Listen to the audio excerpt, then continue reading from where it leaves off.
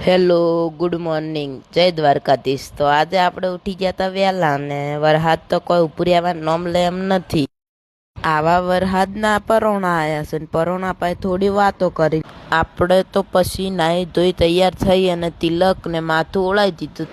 આ સી અમારા વાહના ડોન. પછી આપણે લીલી ધોળી છત્રી લઈને ઉપર હવામાન પાળવાઈ જાય. હવામાન તો અસલ છે હો. આપણે આવી ગયા હતા દુકાને ને આ છે અમારા દિલ્હી વાળો હાઈવે. આપણે જવાનું હતું હવે હનુમાન દાદાના મંદિરે, તો આપણે આવી જાય હનુમાન દાદાના મંદિરે. આ છે અમારા ગોમના હનુમાન દાદાનું મંદિર. આ ભાઈ એ પહેરી લીધો તો દેશી રેનકોટ ને આ ભાઈ હનુમાન પાન ચડાવતા તો તેલ ને સેદુર તો કે અમને લઈ લો થોડા વ્લોગમાં, તો લઈ લીધા એને વ્લોગમાં. અમે આવી જતા અમારા ગોમના આગ માતાના મંદિરે. તો આ છે અમારા આગ માતાનું મંદિર. તો હવે હું તમને આ આગ માતાનું મંદિર પહાડ છે એરી ગુલાબ સાગર દેખાડું.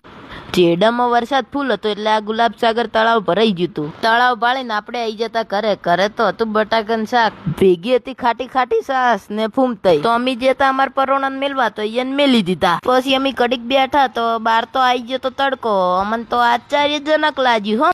પછી કરી દીધી આપણે થોડી પપ્પા હાથે મસ્તી. તો પપ્પા જેવું જોતા હતા કેમેરા વડે. આ બંકો છે ધુમાડાનો માસ્ટર, એને લાગતી નથી બીક એટલે એને કરી દીધો તો લેબડાને ધુઓ કરીને આપણે થોડું ખાઈ લીધું ને પછી કરી દીધી હતી પથારી. થતી હતી લબજબ લાઈટો. ના છે આપણો શનિવારનો છેલ્લો લુક. તો મળી હવે નેક્સ્ટ વ્લોગમાં. તરુથી જય દ્વારકાધીશ હો.